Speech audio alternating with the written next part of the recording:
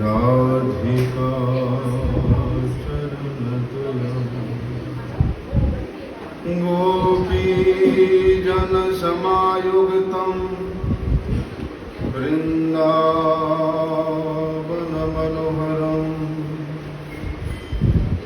भुजे सव्यवेणुं शिरसि शिखिपीच्छं कटितटे दुकुलं नेत्रान्तिसहचरी कटाक्षं च विदधते सदा श्रीमद्वृन्दावन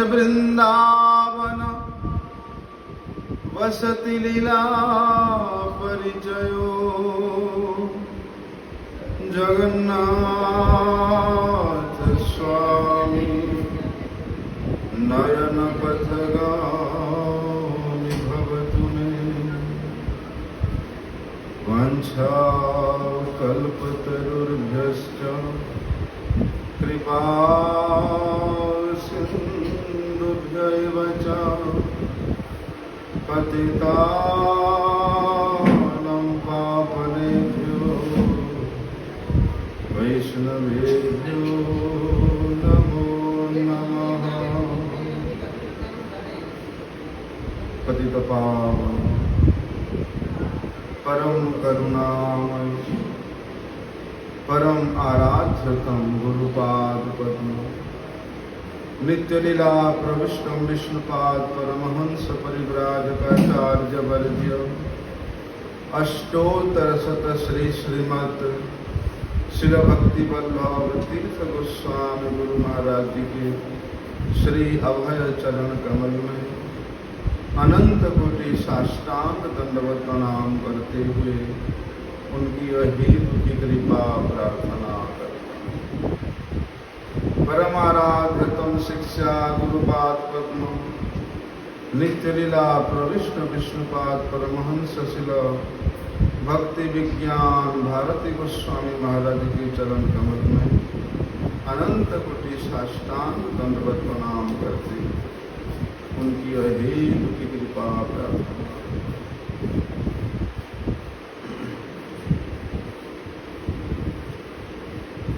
कल से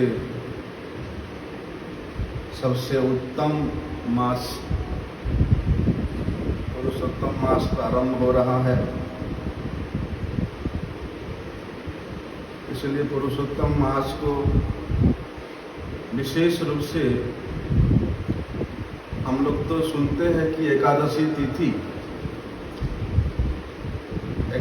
तिथि जो पक्ष में एक बार आता है वो माधव तिथि है। भगवान माधव को अत्यंत प्रिय है और संपूर्ण तिथि में भगवान माधव का वास होता है और ये पुरुषोत्तम मास ये संपूर्ण मास में भगवान का निवास होता है। इसलिए जिस प्रकार सब पुरुषों में भगवान ही सबसे उत्तम है, ठीक उसी प्रकार समस्त महीनों में मासों में ये पुरुषोत्तम मास सर्वश्रेष्ठ है, उत्तम मास है।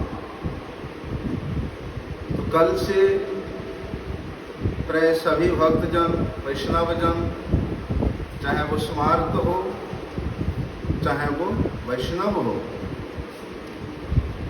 इस व्रत का विशेष अनुष्ठान के साथ विशेष श्रद्धा के साथ विशेष निष्ठा के साथ पालन करेंगे।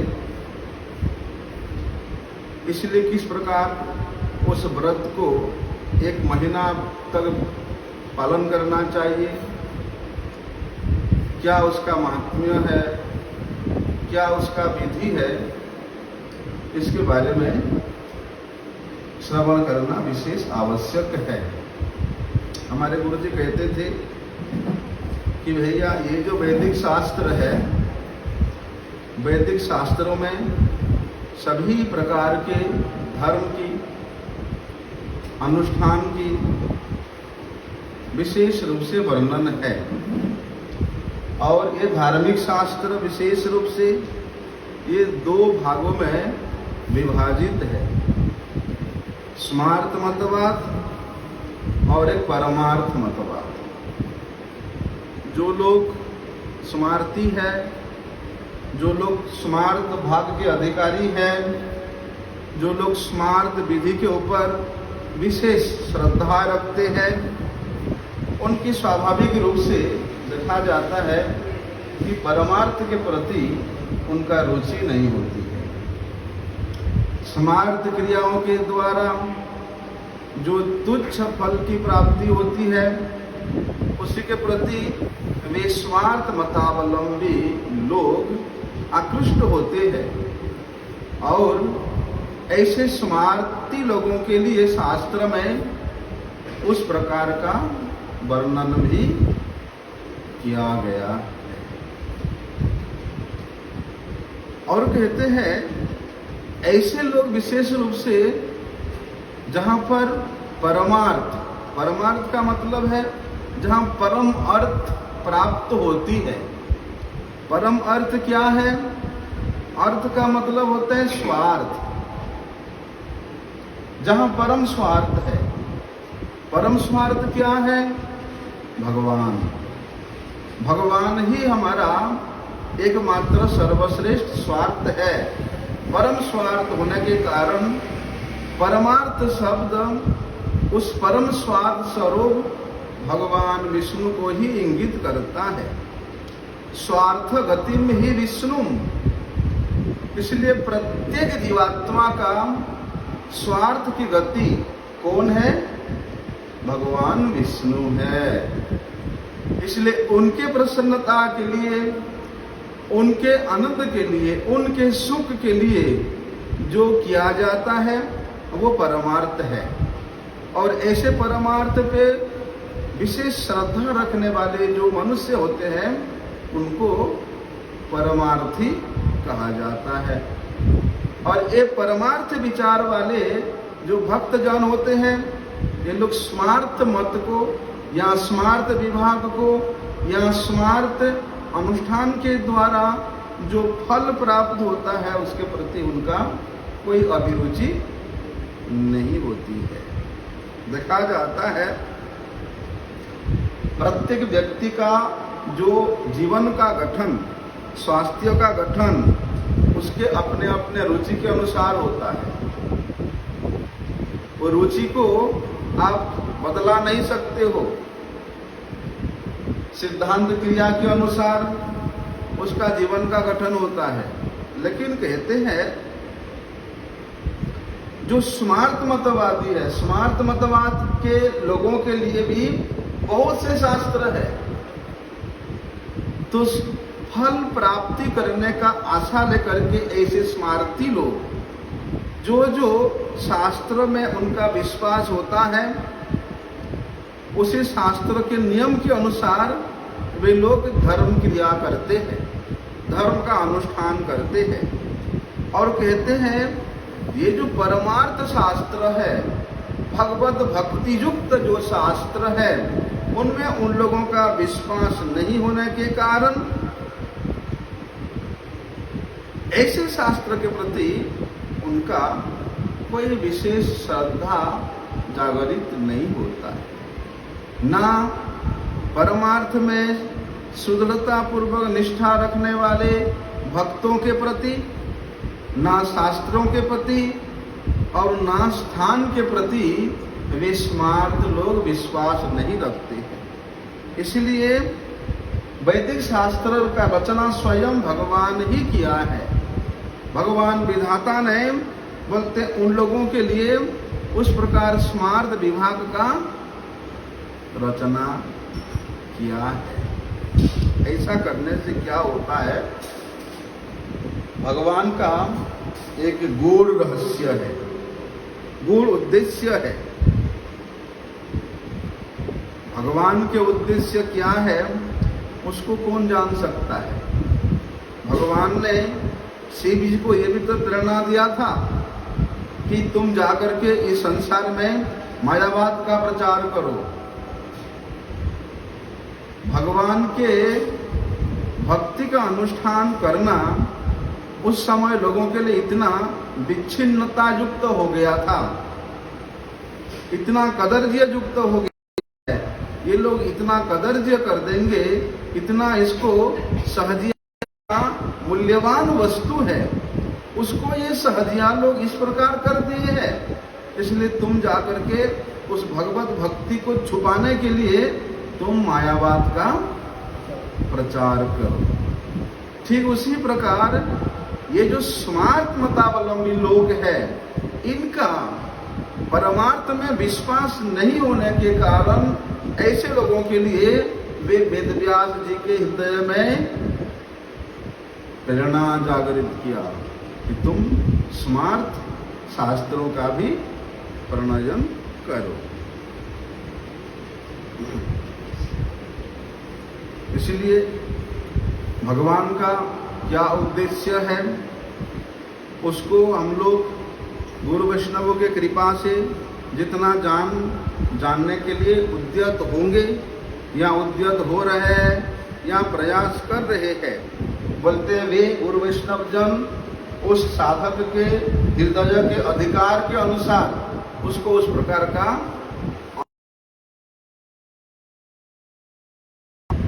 उस स्मार्त मत से उन्नत कर्म की ओर अभिवृद्धि किस प्रकार से होगा, उसके लिए वे प्रयास करते हैं। तो कहते हैं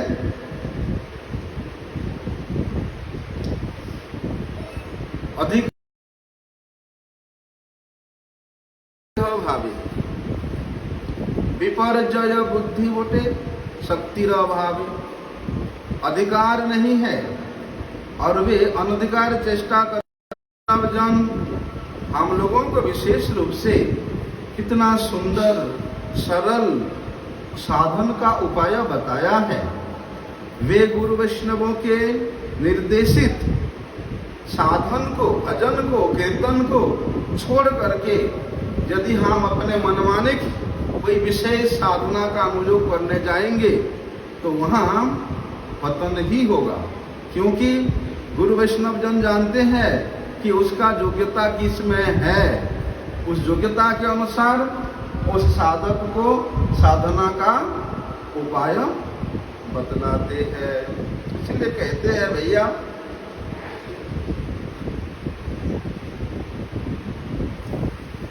यदि किसी व्यक्ति का कर्म के प्रति अधिकार है, कर्म के प्रति उसका लालसा है, कर्म के प्रति उसका आसक्ति है, तो उसको कर्म करते रहना चाहिए। कब तक?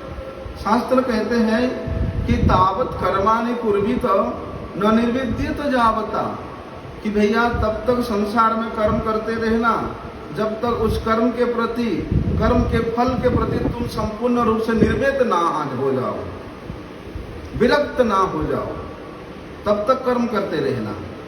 तो कहते हैं इस प्रकार कर्म के अधिकार का अतिक्रमण करने से वहां विपर्जय बुद्धि होगा, क्योंकि उसका लक्ष्य कर्म के फल प्राप्त करना है। लेकिन कर्म करते करते यदि वे व्यक्ति भाग्य क्रम से किसी वैष्णव का संग प्राप्त कर लेता है तो फिर स्वाभाविक रूप से वे वैष्णव के उपदेश के अनुसार, वे वैष्णव के क्रिया के अनुसार उसका वे कर्म से ऊपर, स्मार्त से ऊपर भक्ति के साम्राज्य में प्रवेश करने का अधिकार मिलता है और भक्तियुक्त कार्य, भक्तियुक्त चेष्टा करने में वो स्वाभाविक रूप से लग जाता है, क्योंकि ये परमार्थ की क्रिया है, ये परमार्थ की जो चेष्टाएं हैं, इसमें इस प्रकार का मधुर रस युक्त स्वाद है कि इसको जो व्यक्ति एक बार भी अवलंबन करता है फिर उसको छोड़ने का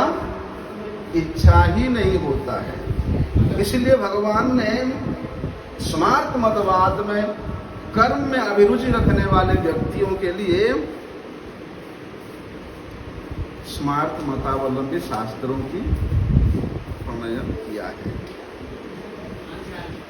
लेकिन कहते हैं हमारे गुरुजी कि जो स्मार्त शास्त्र है वो क्या करता है, ये मनुष्य को कर्म में अधिकार प्रदान करता है स्मार्त।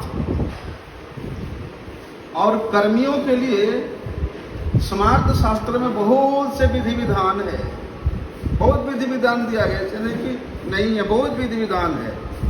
बोलते यहाँ तक कि उस स्मार्त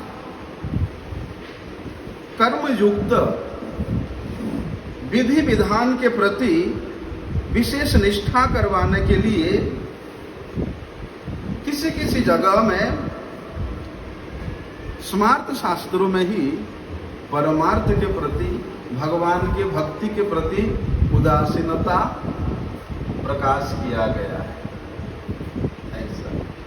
लेकिन इसलिए वे स्मार्ती जन जब परमार्थ की, भगवत भक्ति की क्रियाओं का कहीं थोड़ा सा भी वे लोग उस प्रकार के उदाहरण प्राप्त करते हैं जिस उदाहरण से उनको कोई दोष दिखाई देता है, अर्थात अपने स्मार्त मतवाद को वे लोग सर्वश्रेष्ठ मतवाद के रूप में स्वीकार करने के लिए, उसमें निष्ठा रखने के लिए इस प्रकार कहीं कहीं वर्णन है। कहते हैं वास्तव में शास्त्र जो होता है ये क्या करता है, जीव को शासन करता है। और शास्त्र के शासन को जो लोग स्वीकार करते हैं, शासन क्या है, शास्त्र में ये जो विधि विधान बताया है, नियम निष्ठा बताया है, व्रत अनुष्ठान बताया है, बोलते ये शासन है। और शास्त्र के ये शासन को जो लोग उत्साहयुक्त होकर के स्वीकार करते हैं, उनके हृदय में शास्त्र की शिक्षा अनुग्रहित होती है, अनुभव होती है या प्राप्त होती है। तो कहते हैं वहां पर, बोलते शास्त्र एक है, एक होने पर भी लोगों के रुचि के अनुसार उसको वेदव्यास जी ने 2 भाग में विभाजन किया है। क्योंकि जिसका जिस विभाग में, जिस वस्तु में, जिस क्रिया में निष्ठा है, उसको अगर छोड़ दे तो उसका मंगल नहीं होगा। स्वधर्म को छोड़ करके परधर्म को अपनाना बड़ा भयावह होता है। स्मार्ती है, स्मार्त मतावलंबी है, लेकिन उस स्मार्त मतावलंबी का अभी परमार्थ में अधिकार प्राप्त नहीं हुआ है। यदि परमार्थ क्रिया स्मार्त मतवाद में विशेष विश्वास रखते हुए, परमार्थ का निंदा करते हुए यदि परमार्थ का आश्रय लेता है तो उसका उन्नति, उसका मंगल नहीं हो सकता है। ठीक उसी प्रकार परमार्थ के प्रति विशेष निष्ठा रखने वाले साधक यदि स्मार्तियों के मापी इन सब क्रियाओं को करने लग जाए तो वो परमार्थ में आगे नहीं बढ़ सकता है, उसका पतन होता है। इसलिए स्मार्थ और परमार्थ भेद से शास्त्र 2 प्रकार में विभाजित हुआ है। जो स्मार्त शास्त्र है उसमें है 1 साल को 12 मास में विभाजित किया गया है, और इन 12 मासों में ही सभी सत्कार्य, सद अनुष्ठान, धर्म की अनुष्ठान इस प्रकार करने का निरूपण स्मार्त शास्त्र में है। और विशेष रूप से जो वर्ण और आश्रम धर्म का जितना भी क्रिया है वे इन 12 महीनों में ही बंट गया है।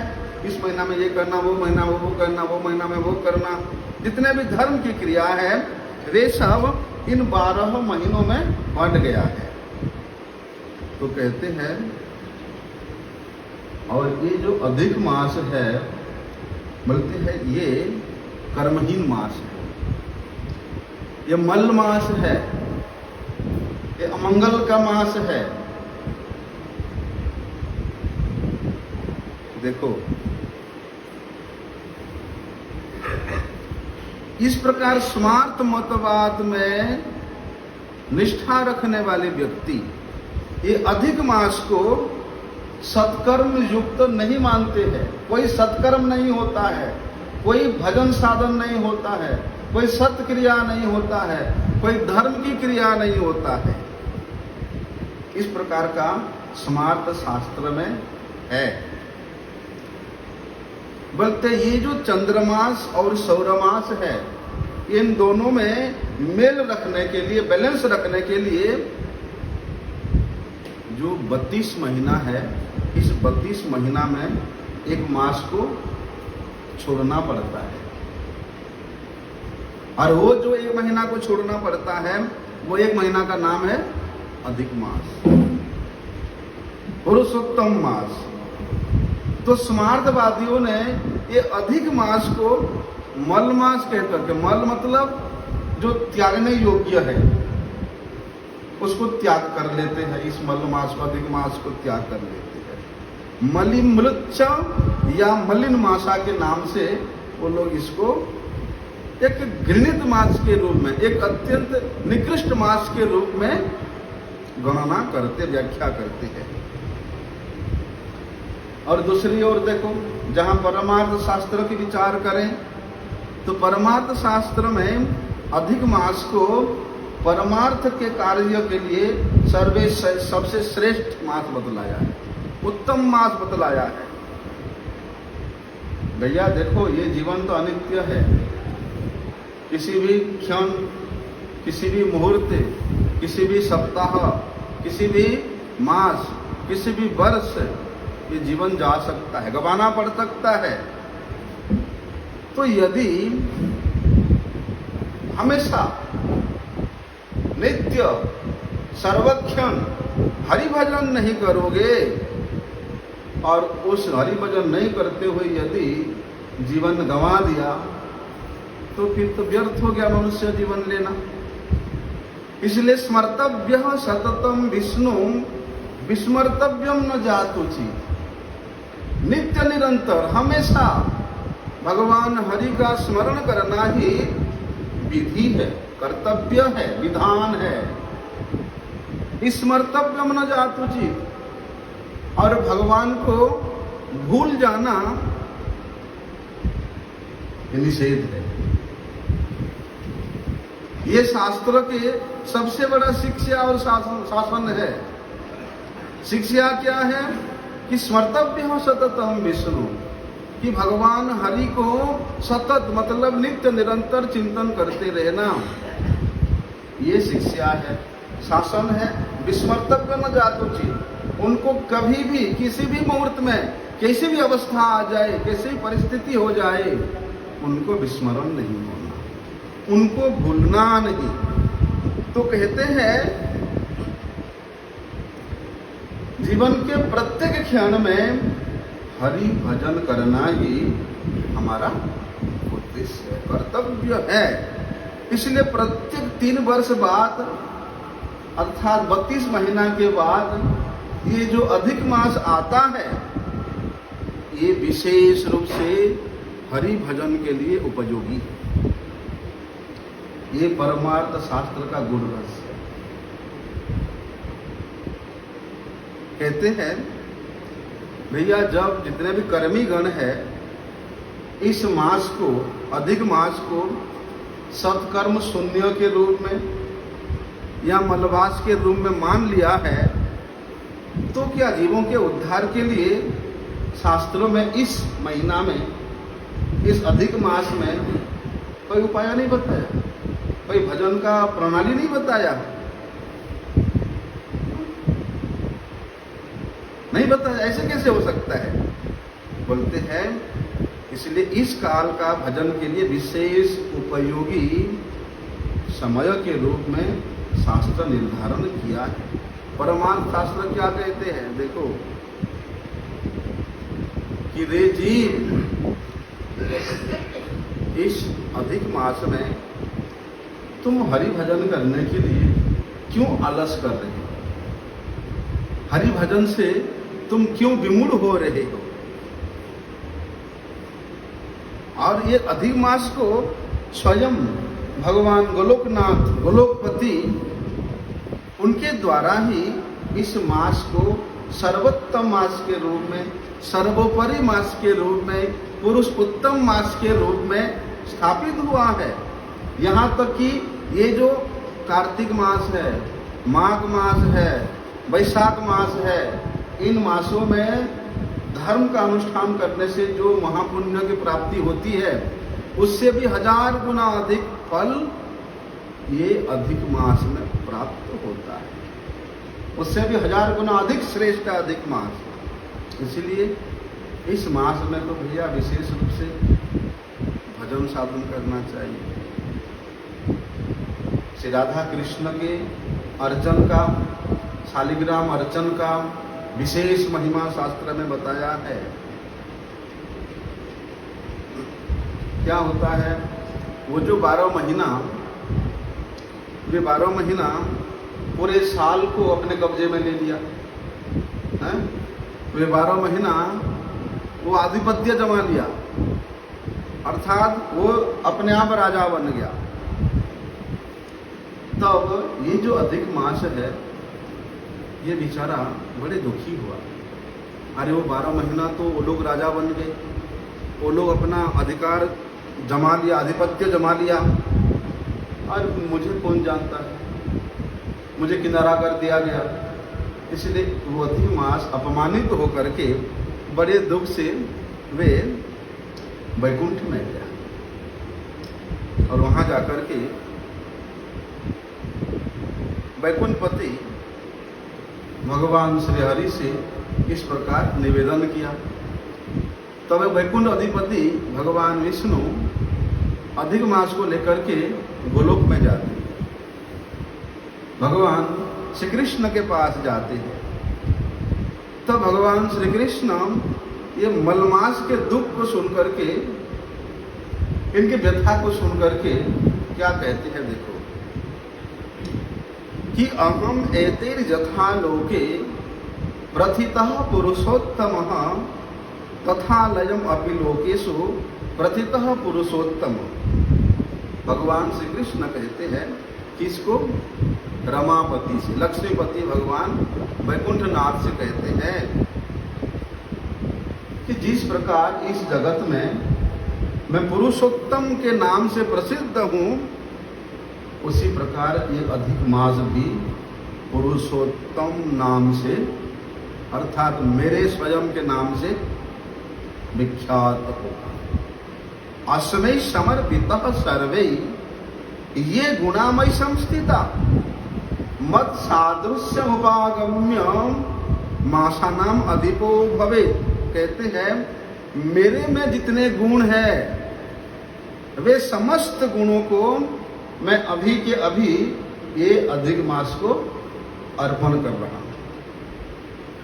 इसलिए मेरे समान होकर के, मेरे सदृश होकर के ये मास सब मासों का अधिपति बने, सब मासों का राजा।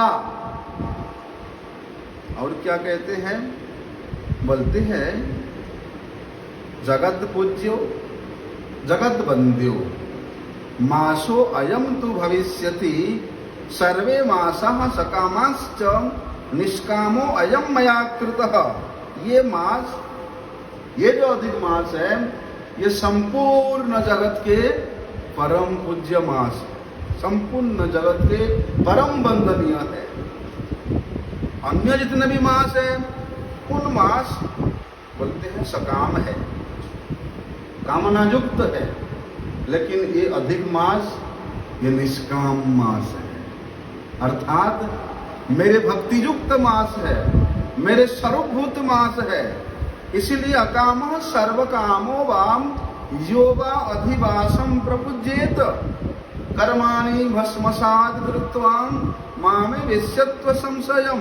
भगवान श्री कृष्ण कहते हैं यदि कोई व्यक्ति अकाम भाव से हो या सकाम भाव से हो, इस पुरुषोत्तम मास में व्रत रख करके पूजा करता है। किसका पूजा करता है? इस पुरुषोत्तम मास का पूजा करता है।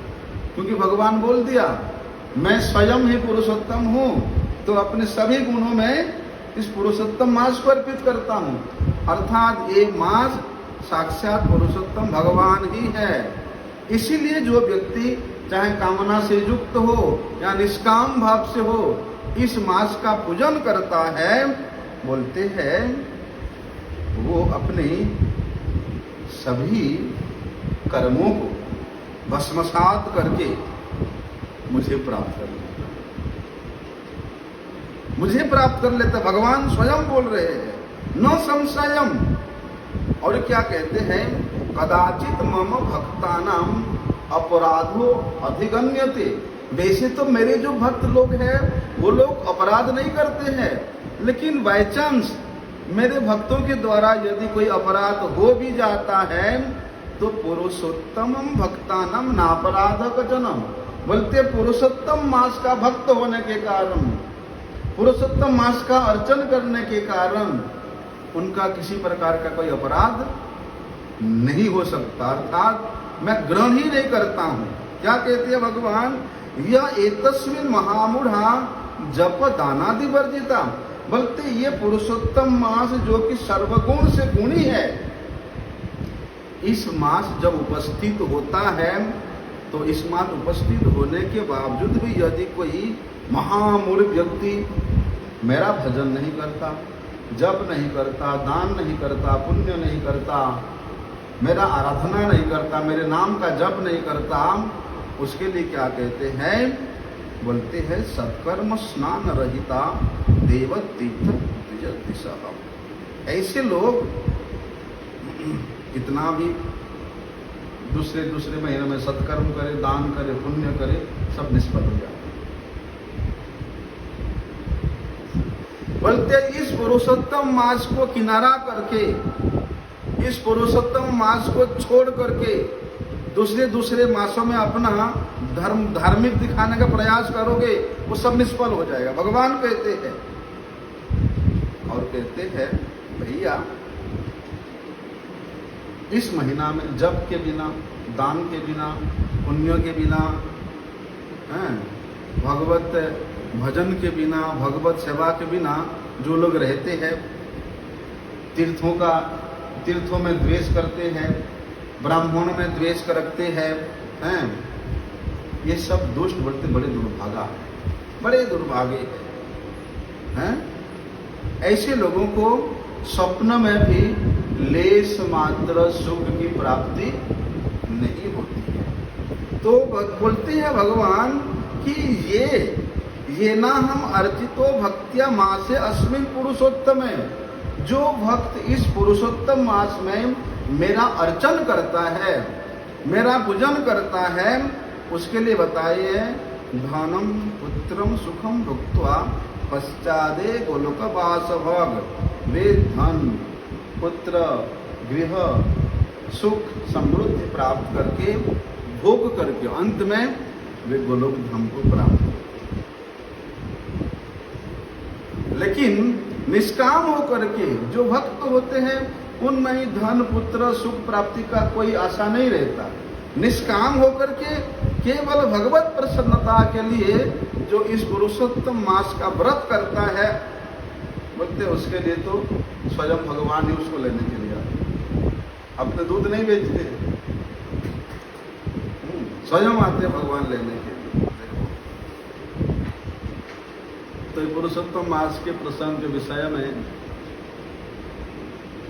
कई ऐसे पुराण में प्रसंग आता है। द्रौपदी जो कि पिछले जन्म में ये मेधा ऋषि की पुत्री थी। दुर्वासा ऋषि जी ने इनको पुरुषोत्तम मास के महिमा सुनाया था, और उसको सुनने के बावजूद भी द्रौपदी ने उस मास को अवहेलना किया था, उस मास के व्रत को पालन नहीं किया था। मतलब सुन करके भी अवहेलना करना ये तो ठीक नहीं है। इसलिए अगले जन्म में द्रौपदी को बड़ा कष्ट भोगना पड़ा। देखो, राजा का पुत्री है, लेकिन वन वन भटकना पड़ा। 5 पतियों का सेवा करने को मिला, पुत्रों का संहार हो गया। पुरुषोत्तम मास श्रवण करने के बाद भी उन्होंने पालन नहीं किया था, अवहेला किया था, इसलिए इतना उनको कष्ट भोगना पड़ा। फिर जब वनवास में थे पांडवगण, भगवान श्री कृष्ण ने निर्देश दिया कि अभी पुरुषोत्तम मास आने वाला है, तुम लोग उस पुरुषोत्तम मास को विशेष रूप से पालन करना, तब तुम्हारे सारे दुख दूर हो जाएगा। कि एवं सर्वेषु तीर्थेषु भ्रमन्तः पांडुनंदनः पुरुषोत्तम मासाद्य व्रतम चेतुर्विधानतम तदंते राज्यम अतुलम अलब्धा पूर्णतः कंटकम पूर्णे 14 वर्ष श्री कृष्ण कृपया सुने। वो पुरुषोत्तम मास व्रत पालन करने के उपरांत पांडवों को उनके संपूर्ण साम्राज्य की सुख की प्राप्ति पुनः हुई थी। एक दुर्योधन राजा का वृत्तांत भी पुराणों में वर्णन है कि पुरुषोत्तम मास की विशेष महिमा के रूप में वो राजा का प्रसंग आता है। एक बार क्या हुआ, वाल्मीकि ऋषि ने ये दुर्योधन राजा से प्रश्न किया। क्या उत्तर में उन्होंने ये व्रत के बारे में बताया कि नारद जी ने बद्रिकाश्रम में नर नारायण ऋषि से जो पुरुषोत्तम महिमा की व्रत सुनी थी, बोलते उसी को यहाँ पर वो राजा को उन्होंने बताया। जिस प्रकार शास्त्रों में, धर्म शास्त्र में ब्राह्मण के लिए संध्या की विधि है, अर्थात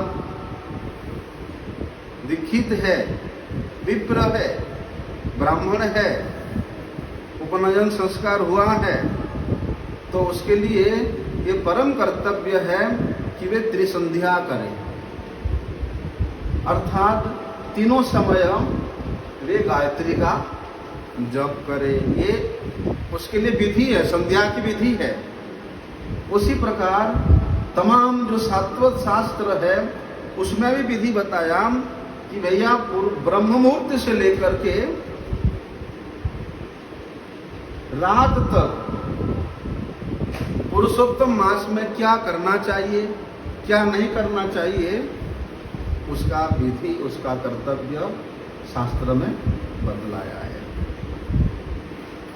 पुरुषोत्तम मास में किस प्रकार स्नान करना चाहिए, उसके बारे में शास्त्र का निर्देश है कि समुद्र का नदी स्नानम उत्तमम परिकीर्तितम वापि कूपतडागेषु मध्यमम कथितम बुधे गृहे स्नानम तो सामान्यम गृहस्थस्य प्रकीर्तितम।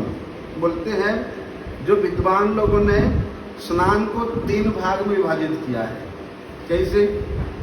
समुद्र से मिलने वाली जो नदियां हैं उनमें स्नान करना सर्वोत्तम स्नान है, सबसे उत्तम स्नान है।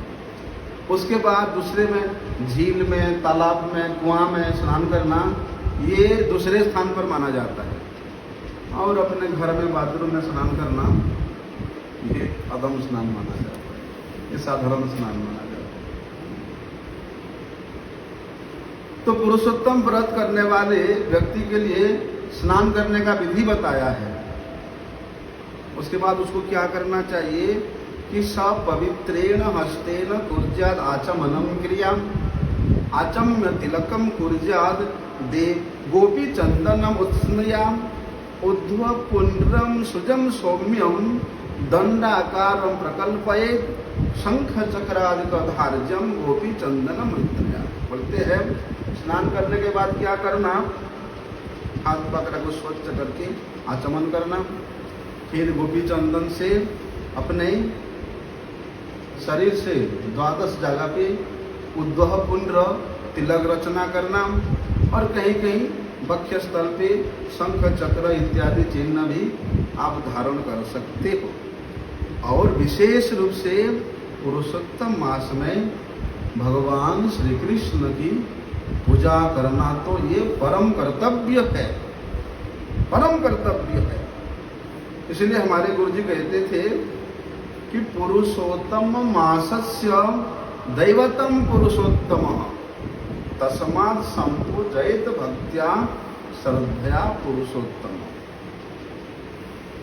कि भैया जिस प्रकार इस पुरुषोत्तम मास सर्वश्रेष्ठ मास है, जब भी पुरुषोत्तम मास उपनीत होता है तस्मात् संपूजयेत भक्त्या, दैवतम भगवान पुरुषोत्तम भगवान को विशेष श्रद्धा के साथ संपूजयेत, पूजा करना। वाल्मीकि जी कहते हैं उस दृढ़धन्वा राजा से कि भगवान श्री कृष्ण ही इस मास के, पुरुषोत्तम मास के अधिष्ठात्र देवता है। प्रत्येक मास के अधिष्ठात्र देवता है, तो पुरुषोत्तम मास के अधिष्ठात्र देवता कौन है? स्वयं भगवान श्री कृष्ण है।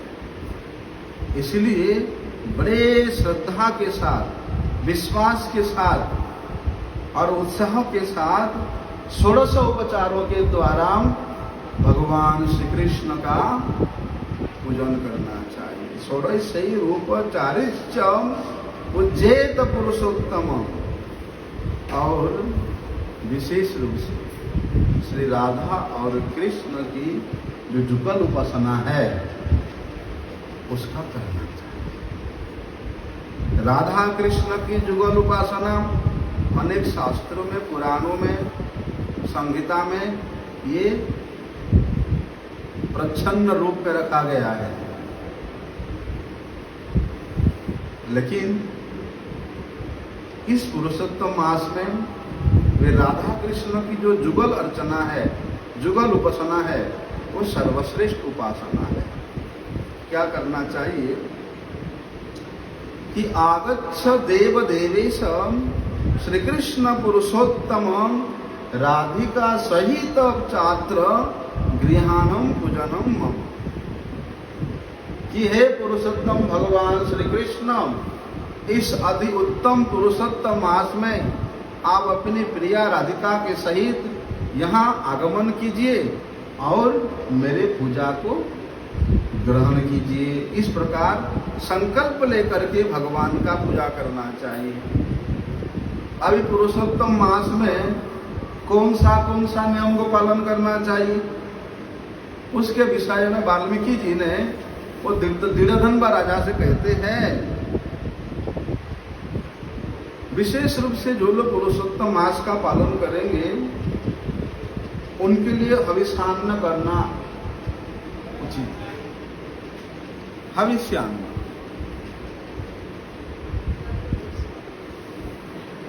हवि किसको कहते हैं?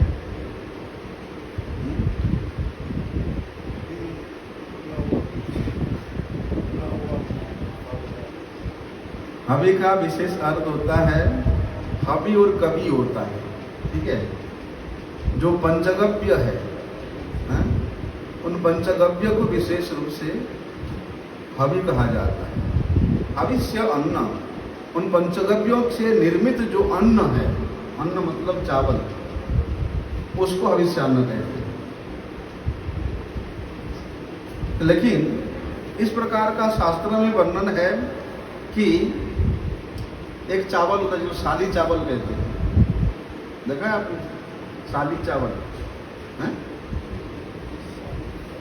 साली चावल, मूंग की दाल, जौ, तिल, मटर, कंगनी चावल, उड़ी चावल, वास्तुक साग, हिलमोचिका साग, अदरक, काल साग, मूल, कंदमूल, ककड़ी, केला, सेंधा नमक, दही, घी, दुग्ध, कटहल, आम, अरड़, पिपली, जीरा, सौंठ, इमली, सीताफल, आंवला, गन्ने के रस से बना हुआ जो चीनी है या मिश्री है, और बिना तेल से बने ये जो द्रव्य है उसको अभिसान्न कहते हैं। बिना तेल से, बिना छोंक मार कर,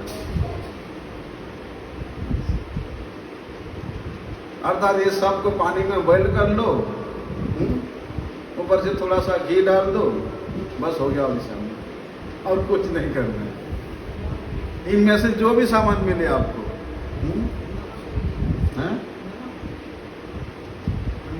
है नमक तो बताया ना, सिंधा नमक बताया, सिंधा नमक। और विशेष रूप से जो अभिसान्न होता है वो मिट्टी के पात्र में बनाया जाता है। मिट्टी के पात्र चूल्हे में बिठा दो, उसमें पानी डाल दो, एक मुट्ठी चावल, एक मुट्ठी दाल उसमें डाल दो, ऊपर से अगर सब्जी है तो कच्चा केला या सारू उसको काट के डाल दो। ये जब उबल जाएगा फिर इसके ऊपर से थोड़ा सा नमक डाल दो। जीरा खा सकते हैं, जीरा को और मिर्च को भून करके रख दो और उसको कूट करके उसके ऊपर से डाल दो, ऊपर से 2 चम्मच घी डाल दो, मिला दो, ये हो गया अभिसान्न। सरल विधि। रेसिपी भी बता दिया मैंने कैसे करना है। ऐसा तो कहते हैं ये अभिसान्न है। उपवास करो या अभिसान्न ग्रहण करो, दोनों का फल एक बताया, एक फल बताया। और जो आमिष पदार्थ है भैया उसको तो देखना भी नहीं, दूर से परित्याग करना। आमिष में से अभिसान्न, आमिष में से बताया है मछली, है आमिष पदार्थ, मांस, मधु भी, मधु जो है ना शहद, वो भी आमिष बोलते हैं। मधु, बेर, राई, सरसों से जो निर्मित मसाले हैं वो। कल से भैया सरसों तेल सब साफ कर देना, हैं नहीं लगेगा कुछ। और ये सब बोलते हैं जितने भी मादक द्रव्य है ये सबको परित्याग करना चाहिए। चने की दाल, तिल का तेल और कंकर युक्त जो अन्न है, भाव दुष्ट, क्रिया दुष्ट, शब्द दृष्ट द्रव्य है, इनको परित्याग करना चाहिए। भाव दृष्ट मतलब जिसको देख करके मन में लोभ होता है उसको त्याग करो। क्रिया दुष्ट, जो द्रव्य खाने से तुम्हारे इंद्रियों का उत्पाद होगा उसको परित्याग करो। और शब्द दृष्ट बोलते जिस क्रिया, जिस अन्न का नाम सुनते ही दुष्टामी भाव आता उसको त्याग करो। और क्या बताया है? दूसरे के हिस्से का अन्न नहीं खाना, दूसरे से शत्रुता नहीं करना, तीर्थ भ्रमण के अतिरिक्त दूसरे देश में नहीं जाना, मना है।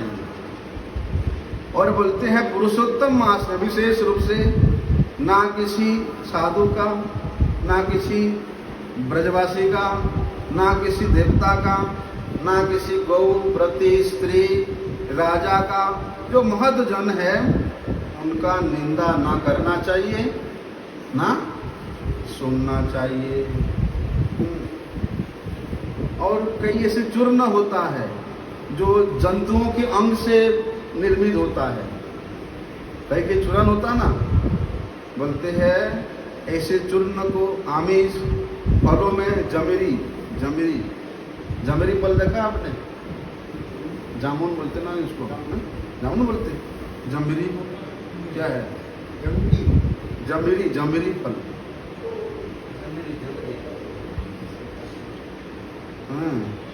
और मसूर की दाल, बासी अन्न, ये आमिष है, इसको भी परित्याग करना चाहिए।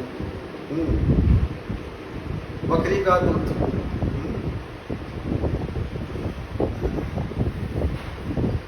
बकरी का दूध पी सकते हैं, गौ का दूध पी सकते हैं और भैंस का दूध छोड़, और किसी का नहीं।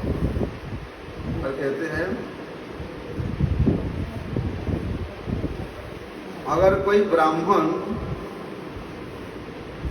के द्वारा बेचा हुआ जो लवण है वो आमिष होता है। इसलिए ब्राह्मण ने जो दुकान दिया है उसकी दुकान से नमक लाना नहीं, वो आमिष बोला गया शास्त्र में। ब्राह्मण के द्वारा बेचा हुआ जो लवण है उसको आमिष बताया है। भूमि से जो लवण उत्पन्न होता है वो भी आमिष है। समुद्र से जो उत्पन्न नमक वो ठीक है। और तांबे के बर्तन में रखा हुआ जो दूध है वो भी आमिष है।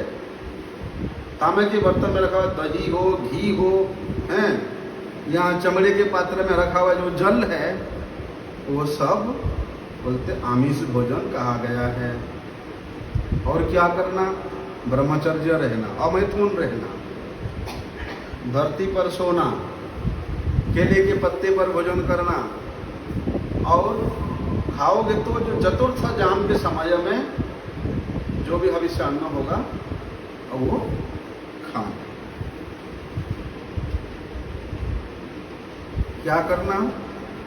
बोलते जो रजस्वला स्त्री है उससे वार्तालाप नहीं करना, म्लेच्छ से वार्तालाप नहीं करना, पतित है उससे, पतित लोगों से वार्तालाप नहीं करना, जो वेद, ब्राह्मण और वैष्णवों को विदेश करता है ऐसे लोगों से वार्तालाप नहीं करना है। बोलते हैं जो अन्न किसी दुष्ट व्यक्ति ने देख लिया है, या जो अन्न को कौवा की आंख पड़ गया है, जो अन्न को कुत्ता देख लिया है, बोलते हैं उसको भी नहीं खाना। किसके घर में सुतक लगा हुआ है, किसके घर में बच्चा हुआ, किसी घर में कोई मर गया है, सुतक लगता है ना, तो ऐसे सुतकियों के यहाँ से ना तो पानी पीना, ना किसी प्रकार का अन्न ग्रहण करना, और अन्न को दोबारा गर्म करके खाना भी ये अमध्य भोजन है। हम लोग चावल बचता है क्या करते हैं, उसको फ्राई कर देते, गर्म कर देते, ये आमिष बताया शास्त्र में।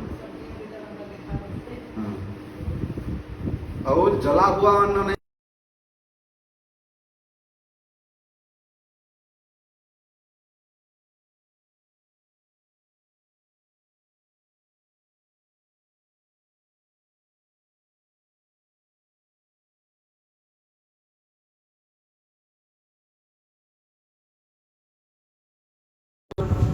कहे हुए जो कार्तिक मास की, माघ मास की या वैशाख मास के नियम है, बोलते हैं उसके नियम के अनुसार ये कार्तिक मास के नियम पालन करना, ये अधिक मास का, पुरुषोत्तम मास का नियम पालन करना चाहिए। और विशेष रूप से जो निरपेक्ष वक्त है वो तो एकांती है, एकांत प्रकृति से वो क्या करेंगे, भगवान का प्रसाद सेवन करेंगे, नियम के साथ दिन रात समर्थ के अनुसार हरि नाम करेंगे, संपूर्ण पवित्र मार्ग इस प्रकार करेंगे। और एक एकांतिक भक्त के लिए नित्य निरंतर हरि स्मरण करना, श्री कृष्ण स्मरण करना, श्री कृष्ण संकीर्तन करना ही उसके अत्यंत प्रिय होने के कारण ये प्रिय कार्य भी है। श्री कृष्ण संकीर्तन के बिना, श्री कृष्ण स्मरण के बिना यदि कोई चाहे कि मैं पुरुषोत्तम मास कर रहा हूँ, चाहे वो कितना भी फलाहार करे, जलाहार करे, दुग्धाहार करे या और कुछ करे, कोई काम का नहीं। विशेष है नित्य निरंतर श्री कृष्ण स्मरण करना चाहिए। तो जो एकांतिक भक्त है वे ये दोनों अंग के अतिरिक्त और विशेष किसी अंग का पालन नहीं करते। क्या विशेष अंग पालन करते हैं? श्री कृष्ण स्मरण और कीर्तन करते। कहते हैं पुरुषोत्तम मास इस प्रकार निष्ठा से पालन करने के बाद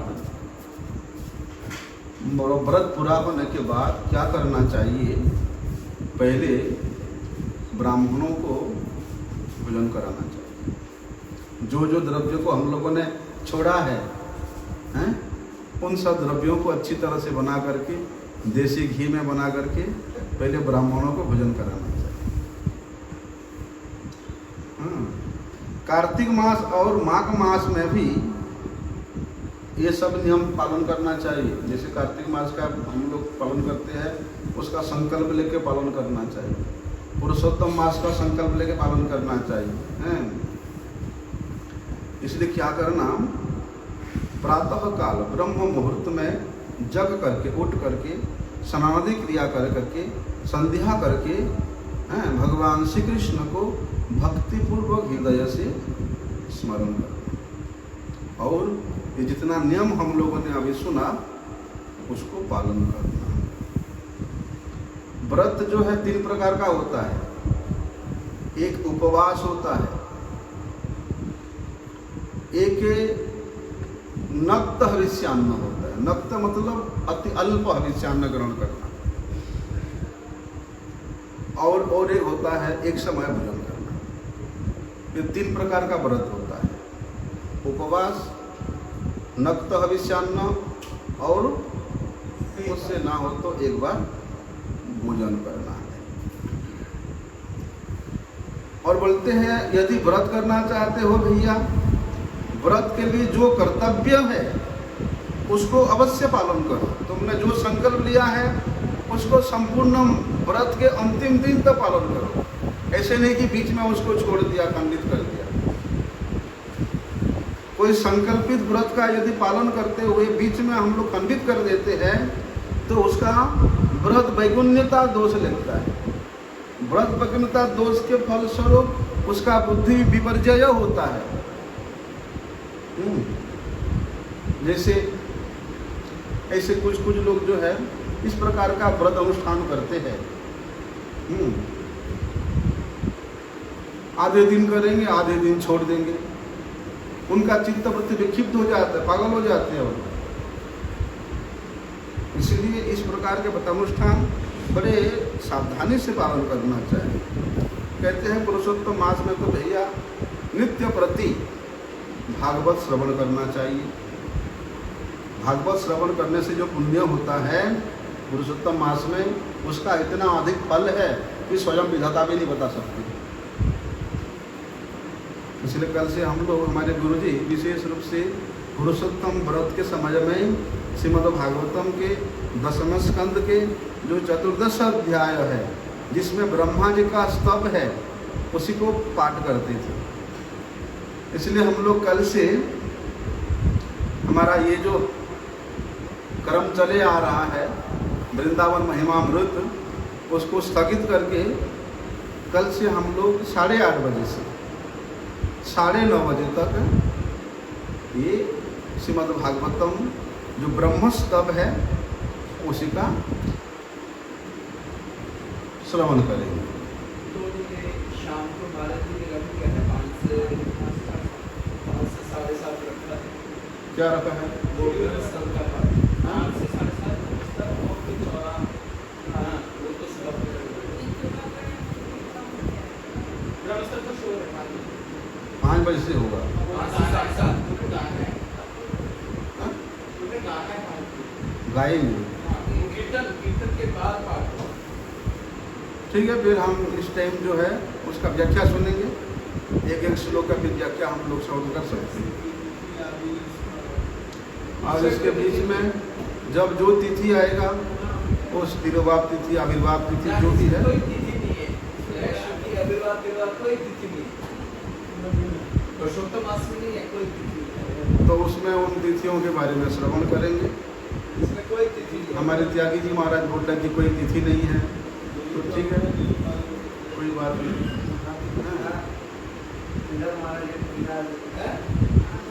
आज रात के 10:35 पे लगेगा। आज परम पूज्य नित्य लीला प्रविष्ट विष्णुपाद परमहंस शिशिल भक्ति रक्त सिद्धार्थ देव गोस्वामी महाराज जी का तिरुभाव तिथि पूजा महामहोत्सव है।